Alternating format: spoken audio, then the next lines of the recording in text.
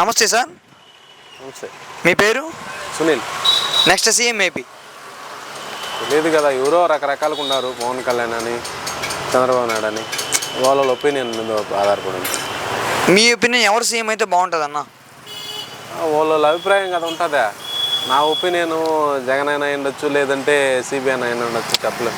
ఎలా ఉంది ప్రభుత్వం అంతా? ఎలా ఉంది డెవలప్మెంట్? ఎలా ఉంది? బాగానే ఉంది. గత ప్రభుత్వం బాగుంది, ఇప్పుడు ప్రభుత్వం బాగుందా అన్న? వాళ్ళ అంటే నల్లగారి ఒపీనియన్ మీద ఆధారపడి ఉంటుంది ఇది, అంతే. ఈ 5 years ఏపీ డెవలప్ అయిందా?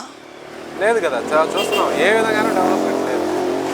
ఏమైనా ఐటీ సెక్టర్ ఏమైనా సెట్ అయిందా? ఎక్కడా సెట్ కాదు. అసలు రాజధాని లేదు కదా మనకు. అదే రాజధాని చెప్పమంటే ఏమని చెప్తారు? లేదనే చెప్తారు, ఉంటే కదా చెప్తాం. రాజధాని లేదు కదా. జగన్ అంటున్నారు కదా 3 రాజధానులు చెప్పాడు. జగన్ కూడా లేదు కదా, 3 రాజధానులు అన్నాడు. ఆ 3 రాజధానులు కూడా లేదు కదా. జగన్ మీద మీ కామెంట్స్ ఏంటి? జగన్ మీద మీ కామెంట్స్. మనం ఏం చెప్పగలం చెప్పు. వాళ్ళ మీద ఎవరి మీద మనం తప్పు పట్టలేము.